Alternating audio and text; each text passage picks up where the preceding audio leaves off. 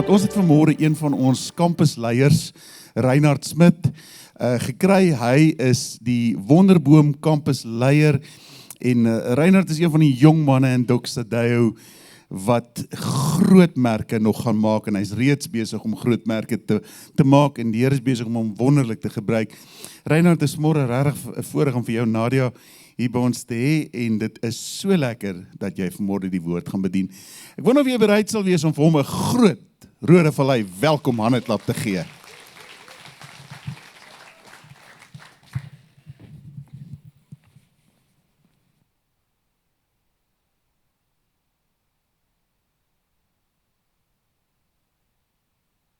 Goeiemôre, is lekker om hier te wees. Is vir my so voorreg. 10 jaar wat ek in Doxadeo is en elke jaar kom ek net agter wat 'n voorreg dit is om te kan weet dis 'n familie. En 'n familie het jou eie huis en dan gaan braai so nou en dan by jou neefies en by jou niggies en dan kom jy agter hulle is maar baie dieselfde, nê. En dit is presies wat ek beleef wanneer ek hierso saam met jou vanoggend kan wees. Dankie Antoinette, dankie vir die amazing Rode Vallei span. Ek wil net sê ek was 'n hele rukkie laas hierso en wat intussen gebeur het is net amazing. Ek dink dit is awesome. Ek dink jy kan vir hierdie hoor my, gee maar vir die Wonderboom span ook 'n handeklap, maar vir die Rode Vallei team kan jy 'n lekker handeklap gee om net 'n dankie te sê vir dit wat hulle mee besig is. So ek wil nou vir jou verduidelik hoe dit nou gebeur het ek nou vanoggend hierso is. John Simons, ons leier, het vir Henny gesê, Henny, jy kan nie so baie preek nie, jy gaan iemand anders moet kry om te preek so nou en dan. En Henny sê, toe is reg, maar een voorwaarde, wie ook al ek kry om te preek, mag nie meer hare as ek, Henny. Sê wel, dis Doxadeo, ek weet nie of julle al agtergekom het nie, meeste van die leiers het nie hare nie, maar wie te beskikbaar is ek vanoggend, so dis vir my lekker om vanoggend met jou te kan kuier, vir my en my vrou Nadia. Die een wat so skree is nie my vrou nie, dis my seentjie. Ons het 'n rowwe nag agter die rug. As jy 'n babatjie het en dan sal jy weet die seisoen waarin jy nou ingaan is gewoonlik so 'n bietjie siek word en soos jy kan hoor klink ek ook asof ek uit my kop uit praat. Dis my seentjie wat so lekker skree. Die ander enetjie gaan jy nie nou sien nie want hy is nog mooi lekker warm binne in sy ma. Want ons het nog enetjie wat op pad is, 'n dogtertjie wat Julie op pad is. So dis ons gesin wat vanoggend hierso is om saam met jou te kuier. Ek kuier vanoggend saam met jou uit hierdie skrifvers uit Spreuke 18 vers 20 wat die volgende sê: deur die regte woorde te gebruik, kan 'n mens sy honger stil. Hy kan genoeg kry om te eet deur wat hy sê. Die tong het die mag oor dood en lewe. Die wat lief is om te praat, sal die gevolg dra. Is lekker om te kan sien hoe mense verskillend is, né? Die een is te bang om die bo te staan en iets te sê en die ander een kan nie ophou om iets te sê nie. En ons waardeer mekaar vir wat dit is. Nou jy het al baie keer die gesegde gehoor spreek lewe en ongelukkig het die woord spreek lewe amper 'n geestelike eeld geraak, né? Ons weet ons regtig wat dit beteken wanneer ons sê spreek lewe. Soms beteken dit net om positief te wees. Ander mense vat dit verder en sê, luister, wanneer iemand siek is, wat ook al ons in daai omstandighede sê, bepaal of die persoon gaan gesond daar uitstap of nie. Baie keer het die manier wat ons dink oor spreek lewe al baie berusting gebring by mense, en baie keer het dit al baie seer gemaak, om na die tyd terug te kyk en skuldig te voel, want dalk het ek nie lewe gespreek nie. Nou, ek wil vanoggend vir jou 'n storie kom deel. Hierdie voeltjies wat ons in die oggend hoor, het raak al hoe minder ongelukkig nou in die winter, en ek is goed bewus ook van hoe koud dit in hierdie vallei raak. My sussie hulle bly baie naby hier aan, en ek sien hulle net in die somermaande, want ek kom nie naby hier in die winter nie. Want daar's ek weet nie wat gebeur in hierdie dal nie, maar dis asof die hitte bang is om hier uit te kom.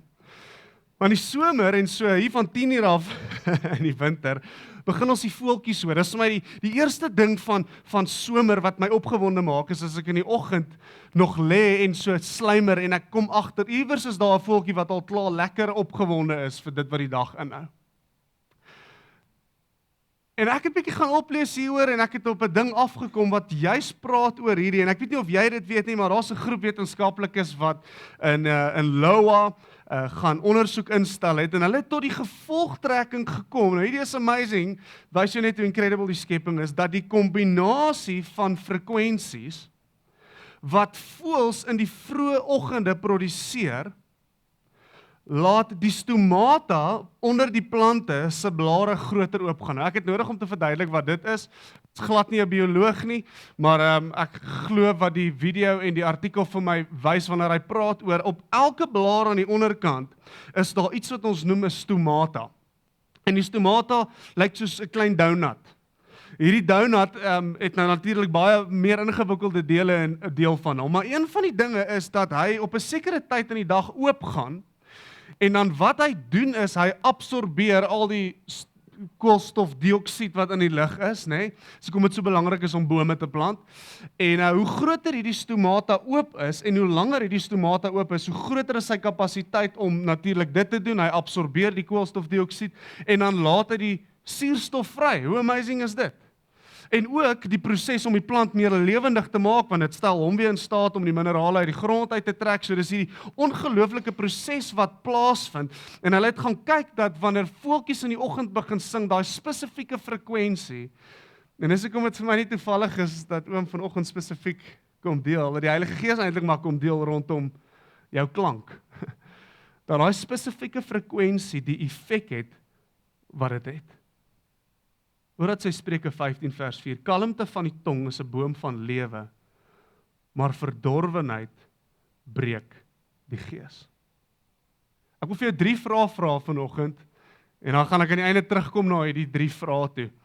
As jy hierso sit en jy is 'n voeltjie, jy kan besluit wat se voeltjie dit is jy 'n mossie? Die van die moot af is jy 'n hadida? ons het langs ons huis het ons iemand, dit klink asof hulle boer met hadidas. Ek weet nie wie soos ek siek genoeg is om dit te doen nie. Maar die boom van die bure dis net hadidas in die aand en as jy nou 'n babietjie aan die slaap probeer kry en daai een hadidas skrik, dan skrik al die hadidas. Dalk dink jy in jouself as 'n arend, wat ook al jy aan jouself moet dink as 'n spesifieke voeltjie vandag, suikerbekkie. My eerste vraag is, wie is jou tuin? My tweede vraag is, wat is die klanke wat jy daagliks oor hierdie tuin sing? Daar's 'n voeltjie wat die preek like.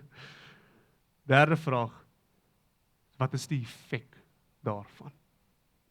Wat is die effek van die klanke wat by jou mond uitkom? Nou ek het nodig om so 'n bietjie onderskeid te tref vanoggend wanneer ons praat oor om net lewe te spreek, praat ons nie van om naïef te wees nie. Dit pes my as ek sien hoe soms mense laat skuldig voel, want die persoon is siek, maar nou die feit dat ek sê, nee maar ek is siek, nou spreek ek dood. Dit is glad nie die waarheid nie. Ek is van die opinie dat dit 'n baie oppervlakkige geestelike manier is om te dink aan lewe spreek, en dat lewe spreek baie wyer as dit gaan. Want wat ons nie wil hê nie, is dat die wêreld na die kerk kyk en sê, hoor, julle is eintlik net 'n klomp naïewe mense wat nooit dinge sien vir wat dit is nie. Vir die realiteit wat ons tans beleef nie. En om te verstaan wat dit beteken om lewe te spreek, is om te sê, ek besef dat daar 'n huidige realiteit in my lewe tans is. Reinhard staan nie en Reinhard is verkoue. Ek is nie ongelowig om dit te sê nie, ek is nie op een of ander manier geestelik onvolwasse om dit te erken nie, maar ek besef dat bo oor my huidige realiteit, bo oor my tydelike eksterne realiteit, is daar 'n goddelike ewigheidsrealiteit. En wanneer ons sê ons spreek lewe, is dit soos om te sê ek besef dat daar 'n manier is om na dit te kyk wat ek nou sien, maar daar is ook 'n ander manier om te kyk na wat ek nou sien. En ek wil vir jou 2 stories deel wat so 'n bietjie verduidelik hoe nie alles altyd is soos wat ons van die plek waar ons staan af dit sien nie. Die eerste is net in die manier hoe ons praat, nie net in ons taal nie, maar in ander tale. Ons sê die son kom op in die oggend. En ons sê die son sak in die aand, en natuurlik is dit die waarheid van waar ek staan, die posisionering waar ek is op aarde, kom die son op en die son sak in die aand, en niemand gaan vir my anders verduidelik nie, en niemand kan vir my sê ek jok nie, want van die perspektief waar ek staan, is dit 'n waarheid. Maar dit vat omtrent graad 4 of 5 op skool om te besef, my maggies, dis die aarde wat in die rondte draai.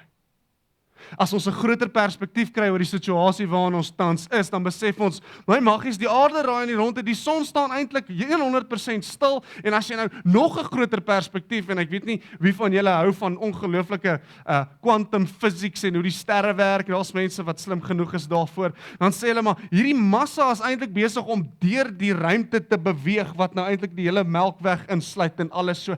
Eintlik staan die son ook nie stil nie.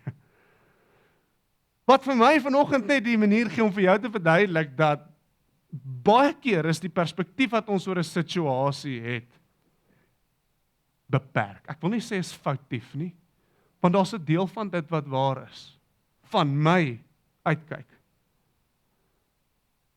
Maar waar geloof in kom om te besef, maar daar's 'n God wat 'n baie groter perspektief het. Ek wil vir jou nog 'n storie deel, om so 'n bietjie te verduidelik hoe nie alles altyd is soos wat ons dit sien nie. Daar's 'n man wat op 'n plaas bly in Argentinië, en hy het 'n ongelooflike mooi perd. Ek weet nie noodwendig wat is die naam van 'n baie mooi perd nie, maar hy het so ene. En hy's trots op hierdie perd, en een dag laat die werker die hek op die perd hardloop weg, en ek seker hier's 'n paar van julle wat dalk perde op julle plotte het. En die ou is ongelooflik hartseer, want dit is nie soos hier wat jy die buurman bel en sê hy bring my perd terug nie. Daar's oop veld en dis in die wildernis in, en die buurman kom by hom en sê vir hom, hoorie man, is nou sleg om te hoor, jy het seker iets verkeerd gedoen, of die Here het sy mes in vir jou, dat jou perd nou weg is, jy weet, sommer net so, en jou bly toe maar eerder stil, en hy sê toe niks nie, want is vir hom maar 'n teersaakie. Omtrent so 2 weke later kom die perd terug, en die hings wat hy toe nou is, bring hy 14 willeperde saam, wat nog mooier is as hy. Buurman kom klop aan en sê, "Eg, maar hoorie, die Here is darem maar baie goed vir jou. Ek weet nie wat jy reg gedoen het nie, maar die Here seën jou vandag met hierdie wat in jou lewe gebeur het, nê?" Nee. Ou bly toe maar weer bietjie stil, want hy's nog kwaad vir die manier hoe die ou hom hanteer 2 weke terug. Jy sien, so maand gaan verby, en een van die willeperde skop sy seun, en hy's verlam. Tuurlik, sit net 'n kwessie van dae, en die buurman is daar by hom. Jy het seker iets verkeerd gedoen, dat jy nou te doen het met hierdie tragedie wat in jou lewe aangaan. Die ou bly toe stil, dinge raak nou sensitief. Omtrent so 'n jaar later breek daar 'n groot oorlog uit, en almal in Argentinië wat bo die ouderdom van 18 en 30 is, moet gaan oorlog maak. En die buurman kom by hom en sê, jy's gelukkig, jou seun is verlam, hy gaan nie gestuur word nie. En daai hele bataljon wat gestuur is, word uitgewis, en in die omgewing bly niemand se jong manne oor nie. Wat maar net vir my 'n manier is om vandag vir jou te verduidelik, dat not everything is as it seems. En die voorreg wat ons het om te besef, dat in my huidige perspektief beleef ek seer, in my huidige perspektief beleef ons, kom ons wees eerlik, in ons huidige perspektief is die wêreld bietjie chaos tans. In ons huidige perspektief sit ons in Suid-Afrika met sekere realiteite wat, ek gaan dit nie wegpraat nie, ek gaan nie die pastoor wees wat vandag vir jou sê, hoorie, ek beleef in my gees dat korrupsie gaan binnekort tot 'n einde kom nie.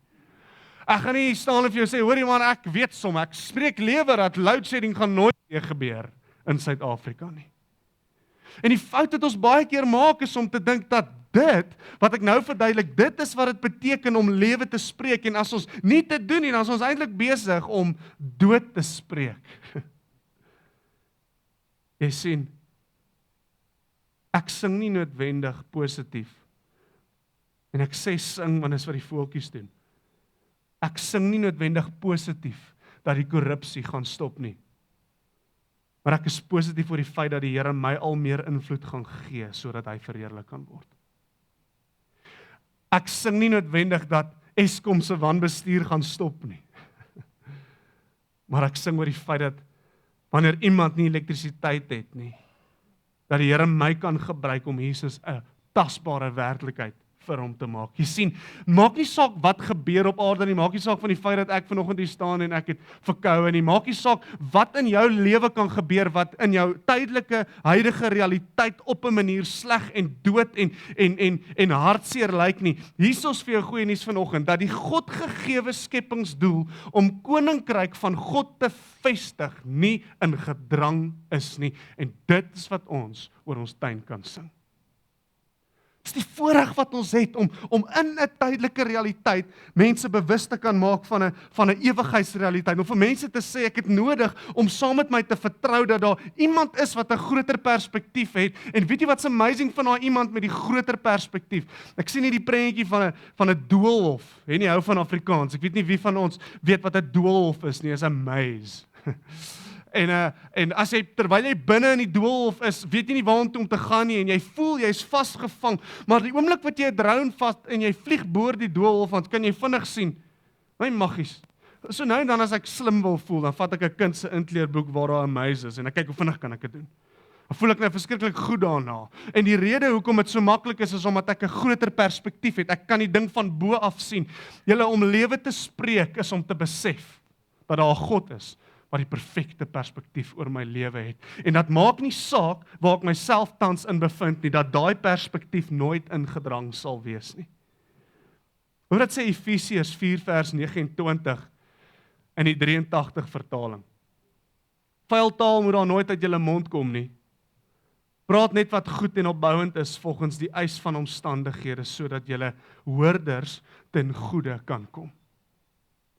En vanoggend is dit vir my 'n lekker geleentheid om jou aan te moedig om nooit Bybel in een taal te lees nie en om ook nooit Bybel in een vertaling te lees nie, want hoor wat sê die 2020 vertaling. Hy sê nie 'n enkele afbrekende woord moet uit julle mond kom nie. Sê die eerste vertaling sê net vir ons ouens moet nie vloek nie. En dan is ons op 'n plek waar ons dink om lewe te spreek is om tog net, ons moet net die mooi goedjies sê, nê, en ons moet tog net mooi praat, en ons moet tog net, as jy jou hand raak slaan met 'n hamer, moet jy tog net bid in die oomblik, nê, en as jou buurman hoor dat jy iets anders sê, dan doen jy nie wat hierdie vers sê nie. Die tweede een kom en hy sê, nee, nie 'n enkele afbrekende woord nie. Nou vergewe my vanoggend dat ek ons na die Engelse vertaling toe gaan vat, ESV. Let no corrupting talk come out of your mouths, but only such as is good for building up, as fits the occasion, that it may give grace to those who hear. En ek wil so vinnig net vas stop en na die woord corrupt gesels. Jy sien die woord om net te sê, hoorie, moenie iets lelik sê nie, moenie vloek nie, jy moet tog net die mooi ding sê. Dit ontbreek wat die skrif hierso vir ons wil kom sê. Want die oomblik wanneer ek vir jou sê, luister, korrup, moenie dat daar iets korrups uit jou mond uitkom nie. Die woord korrup beteken dat daar iets volmaak is. Hoekom praat ons van korrupsie? Want korrupsie is wat die woord sê is dit kom verwrong iets wat eintlik goed was. As 'n staatsamptenaar korrup is, is omdat hy teenstrydig is met die sisteem wat veronderstel is om heel en volmaak te wees.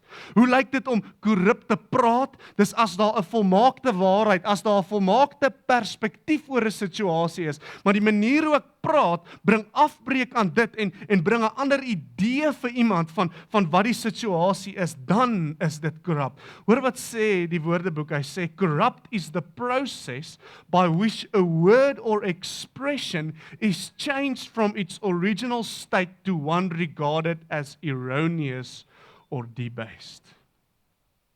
Met ander woorde wat iets anders kommunikeer as God se opinie oor 'n situasie.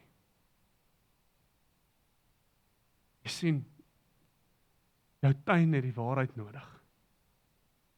Ek wil nie die vraag wat ek nou vir jou gevra het namens jou antwoord nie, maar jou tuin lyk gewoonlik soos volg.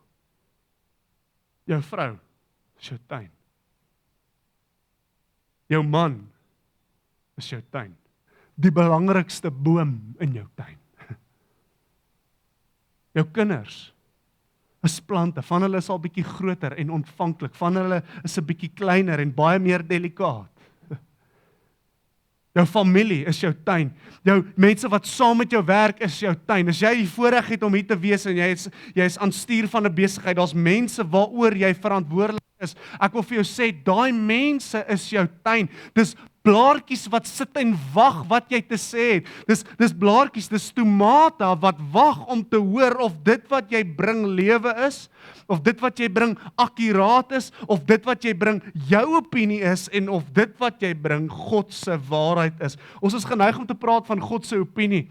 Ek hou nie daarvan nie, want sy opinie is nie 'n opinie nie, dit is die waarheid. Ons het opinies. Mense het opinies. God het net een ding en dis waarheid en ek het die voorreg om my opinie te belyn met sy waarheid. Jy het ooit daaraan gedink dat elke liewe uitvindsel in die geskiedenis begin het by 'n gedagte en wat dit my mee help is om te besef dat daar op 'n praktiese manier bou ons met ons woorde. Dis prakties, nie alles is so geestelik nie. Party dinge kan eintlik baie prakties verstaan word. Ek dink die mees innoverendste persoon vandag in die wêreld is iemand soos Elon Musk. Ek dink Donald Trump is ook redelik innoverend, maar met die verkeerde redes. Elon Musk is innoverend. Ouens sê, luister, dit wat hy mee besig is, die manier hoe daai missiel of rocket of wat ook al kom land. Mense het gesê, dis onmoontlik man, maar die ou is innoverend.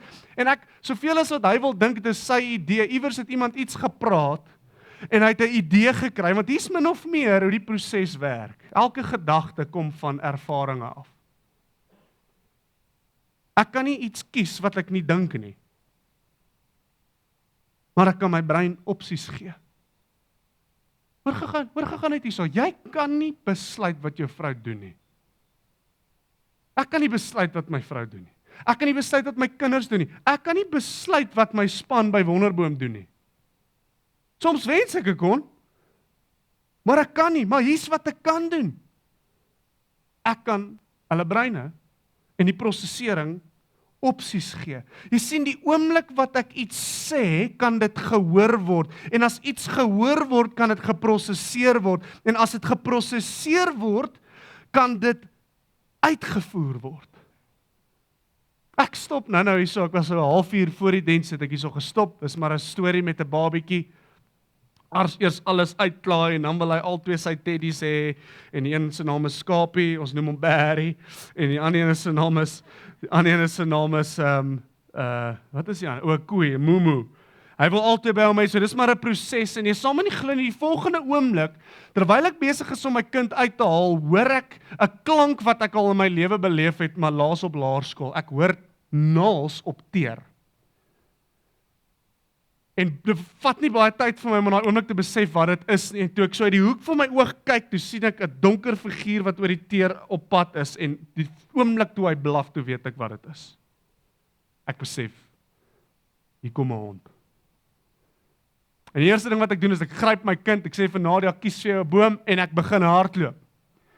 En soos wat ek hardloop, hoor ek, jy weet wanneer 'n hond, hy's so groot dat die manier hoe hy blaf, jy hoor hoe hy deur sy spoeg en kwyl blaf, net daar's iets in die pad en dit is die slaim. Dis nie 'n mooi woef nie. Dis en nou is hy agter my en ek kan hoor hoe hy kies, moet hy nou blaf, moet hy hardloop, wat moet hy doen? En soos wat hy besig is om al drie reg te kry, besef ek hierdie hond klink vinniger as myne. En toe ek omdraai, toe sien ek, hoorie, maar dis 'n verskriklike lelike hond en ek hardloop en die volgende oomblik, nou moet ek begin kyk, ons is hierso in Gabata, so die kans dat dit 'n doringboom is baie goed, so ek moet vinnig my aardrykskunde en my biologiekennis gebruik om te kies wat se boom ek inklim en toe ek my weer kon kry as ek hier in 'n boom in en ek is net te stadig en die hond gryp my vellie en hy trek my skoen van my voet af, maar gelukkig my kind is veilig. En hier daar ruk toe kom Henny darm en hy kom help my. Vat die hond weg. Eienaar vat toe die hond weg, gaan maak hom weer toe. Hulle het darm 'n paar ekstra skoene vir my gehad. Ek weet nie of jy hierdie storie al gehoor het nie, want dit is 'n ou Ellen Platt verhaal. En ek jammer dat ek nou vir jou gejok het, maar dis nie die waarheid nie. Maar ek kan jou sê wat gebeur het, soos ek hierdie storie vertel, vul jou brein die prentjies in. Jy het dadelik gewonder, Jesus, wat se kar het hy mee gery? Lyk vir my soos 'n Hilux ou. Dankie as julle dink ek ry 'n Hilux. Ek het eendag gery. So kom ons los dit net daar.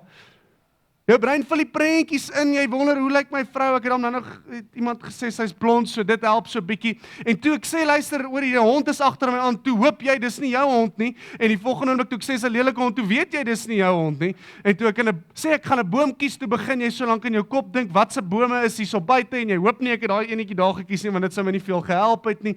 En jou brein is besig om hierdie storie in te vul met opsies wat in sy kop plaasvind. Sonder, nie een van julle het gekies, ek kan jy wag. Kom ons swipe deur die opsies van skoene. Nee, hy lyk vir my soos 'n suede valley man. Okay, kies. Nee, jou brein Jou brein doen dit van self, want hy het klare klomp opsies en hy gebruik die opsies om te prosesseer. En dit wat hy prosesseer, vir nou was dit nog net gedagtes, maar as ek daar gelos het, sou julle na die tyd miskien 1 of 2 mense na my toe gekom het en gesê, "Shame, is jy okay?" Met ander woorde, jou prosessering het jou gevat na aksies toe. Hoe amazing is dit dat ek self dalk nie 'n rocket bou om maan toe te gaan nie, maar iewers met die woorde wat ek gebruik het, was ek deel van die proses. Kolossense 4 vers 6. Julle woorde moet altyd van goeie smaak getuig. Die Engelse vertaling sê to be gracious. Mooi is dit. Julle woorde moet altyd van goeie smaak getuig, met sout besprinkel sodat julle kan weet hoe om 'n ieder en elk te antwoord. My opinie julle is dat woorde wat besprinkel is met God se opinie maak gesond. Woorde wat besprinkel is met God se perspektief maak dat mense wat verlore is gevind word. Woorde wat besprinkel is met God se perspektief maak dat daar waar seer is, dat dit herstel word. Jy sien, spreek lewe is nie net noodwendig nie. As die Heilige Gees dit op jou hart druk, asseblief wees gehoorsaam, want soms is dit God se perspektief. Maar spreek lewe is nie net om vir iemand te sê, toe maar jy sal gesond word nie. Spreek lewe is nie net, toe maar jou besigheid gaan miljoene rande se wins maak nie. Spreek lewe is nie net, moenie worry nie, jy gaan die incredibelste vrou trou. Tensy die Heilige Gees dit duidelik vir jou wys, asseblief doen dit. Maar soms is spreek lewe, maak nie saak wat gaan gebeur nie. Jy is veilig in die Here se hande. Want hy het 'n groter perspektief oor jou lewe. Daar's dinge wat ek nie weet nie, en daar's dinge wat jy nie weet nie, maar raai wat, ek is oortuig saam met jou vandag, dat die dinge wat ons nie weet nie, dat daar iemand is wat dit wel weet. Ek het nie die skrifversie op nie, maar Matteus skryf dieses disipel, hy sê, ek sal alles ten goeie laat meewerk, vir die wat my lief het. Jy sien, dit beteken nie God het favorites en wanneer jy hom lief het, dan gaan dit met jou goed gaan nie. Hy sê meer iets van, wanneer jy God lief het, wanneer jy hom terug lief het, posisioneer jy jouself op 'n plek waar jy geloof in hom kan sit. Dat maak nie saak watter omstandighede jou in bevind nie. Jy kan uit geloof uit sê, Here, hier is my lewe. Elke keer wanneer dit goed gaan, prys ek U. U kry die eer. Elke keer wanneer dit sleg gaan, kry U die eer. Wat ook al besig is om te gebeur, dankie dat die opinie op hierdie aarde 'n opinie is en 'n perspektief is. En dankie dat U wil en U opinie en U perspektief altyd bo dit sal bly. Die voorreg wat ons het, om nie opinies te deel nie, maar om waarheid te deel. Luister, mense gaan dit nie altyd ontvang nie. Dis nie my verantwoordelikheid nie. Ek deel die waarheid, ek leef die waarheid. As mense dit nie wil ontvang nie, is dit okay, maar daar gaan 'n dag kom wat hy my opinie, my waarheid gaan opweeg en hy gaan besef dat dit wat ek sing, die klank wat ek maak oor my tuin, is besig om 'n hele ekosisteem aan die lewe te bly. Ek wil vir jou 'n inskrywing lees, dis in Engels. En van 'n ou wat so in COVID omtrent, het hy hierdie geskryf, spesifiek oor hierdie konsep van die voeltjies. As the birds awakened my later weekend slumberings, on the morning of this writing, I couldn't help but wonder, as I wiped the sleep out of my eyes, at the birds' optimism. Even in the darkest days of quarantine, those harmonious fowls kept up their song. In fact, they never ceased.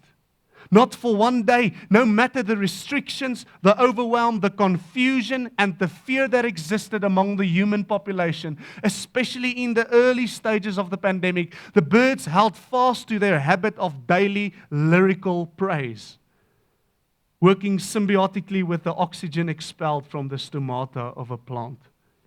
We too can increase our own personal growth and yield by remaining unrestricted to the promising potential each day offers. Even though the sky is still dark, the birds faithfully start their singing. We can choose to do the same. Die stomata is ook verantwoordelik vir die vrystel van suurstof. En laas toe ek gekyk het, kan voeltjies nie bly leef sonder suurstof nie. Dis nie die rede hoekom ons dit doen nie, maar jy sal inasem wat jy sing. Daar's 'n konsep van om te verstaan dat wat ek sing oor my gesin en my huwelik, en wat ek sing oor my werk, en wat ek sing oor die tuin wat die Here vir my gee, op 'n stadium begin ek die vrug ook sien van dit. Dit transformeer nie net die plante nie, maar alles wat daarmee te doen kry. Jy het 'n paar keer al te doen gekry met hierdie konsep in Doxadeia wat ons het van we are called to transform a city. In die 8 sfere waarin mense hulle self bevind en we're gonna reach the lost and restore the broken and heal the pain. En is al die slogans en alles is die goed en soms voel dit bietjie oorweldigend om te dink, ja, daar's al maar baie pyn en daar's baie seer en daar's baie verlorenheid en ons weet nie eintlik waar om te begin nie en is okay, soms voel ek ook so. Ons is nie ongelowig nie, ons spreek nie dood wanneer ons dit erken nie. Maar ek wil vir jou sê, die manier hoe ons sing, ek kan nie oor jou tuin sing nie. Ek kan probeer hard genoeg sing dat dit by jou tuin uitkom. Vanoggend sing ek dalk vir jou. En jy kan kies om dit wat ek sing te vat en oor jou eie tuin te gaan sing. Die storie van Nehemia kom wys vir ons baie mooi as elke ou net seker maak die muur voor sy huis word gebou. As elke ou net sê, luister, Here, ek het dalk nie die grootste bome in my tuin nie. Ek het dalk nie die grootste erf nie. Ek was gisterand by mense wat ek het nog nooit so baie bome in 'n tuin gesien nie. Ek was by myself so dankbaar vir my huis om te dink hoeveel blare daai ou moet wegry. Nou ek het dalk nie daai nie, maar dit wat ek het, sing ek oor. Ek kom terug na die 3 vrae toe wat ek aan die begin vir jou gevra het. Wie is jou tuin? Wat is die klanke wat jy daagliks oor jou tuin sing? En wat is die effek daarvan? Dalk hou jy nie tans van die effek nie. Dis okay, die Here se genade is amazing. Vandag kan jy die keuse maak om te sê, ek is moeg om klanke van negativiteit oor my tuin uit te sing. Ek is moeg om my eie opinie, ek is moeg om dit wat in die koerante te staan te sing. Dis okay. Die voorreg wat jy het vandag om te sê, ek wil 'n ander effek sien in my tuin. En hoe amazing is dit dat die Here het jou gekies om te sing oor jou tuin? Nie die ou wat langs jou is nie. Ek is nie goed, hoor gou julle. Die Here kies my om oor my tuin te sing. Ek is nie gekies om oor jou tuin te sing nie. I'm not qualified to sing over your garden. Hoekom? Want die Here, hoe amazing is hierdie? He doesn't call the qualified, he qualifies the called. So wanneer jy eers besef, ek is geroep vir hierdie tuin, besef jy, hoe baie die Here jou vertrou met die tuin, met die takkies, met die blare, met die plantjies in jou tuin. Voorreg wat ons het om te sê, Here, as U in my vertrou, wie is ek om daarom te twyfel? Ek bid vir ons. Dankie Here dat ons met genade vanoggend, Here, weer eens die voorreg kan besef om in 'n posisie te wees waar ons ons eie perspektief kan neerlê. Vader, as ons vanoggend hier sit en daar's dinge in ons direkte wêreld wat ons seermaak en negatief maak, Vader, en wanneer ons daaraan dink, dan beleef ons dood en negativiteit. Dankie dat ons die voorreg het om hierdie wêreld en hierdie perspektief en hierdie direkte realiteit te kan neerlê by die kruis, en dis by die kruis, Vader, waar daar 'n ruiltransaksie plaasvind, waar ek U woord en U perspektief, Vader, en U waarheid kan verruil vir die verwronge prentjie wat ek baie keer het, Here. Here, ons is geroep om waarheid te sing. Ons is geroep om die duidelike prentjie van U waarheid te sing oor ons tuin. Here, niks bring groei soos die waarheid van Jesus Christus. Niks bring vryheid soos U waarheid nie. So as ons vanoggend hier sit, Here, en ons voel ons het vryheid nodig, en ons voel ons het 'n uitweg nodig. U sê U is die weg, U is die waarheid. As ons hier sit en ons voel ons het lewe nodig, dankie dat ons kan weet, U perspektief bring al 3. Dit is wat ons wil sing oor die tuin wat U ons gee. In die heilige naam. Amen.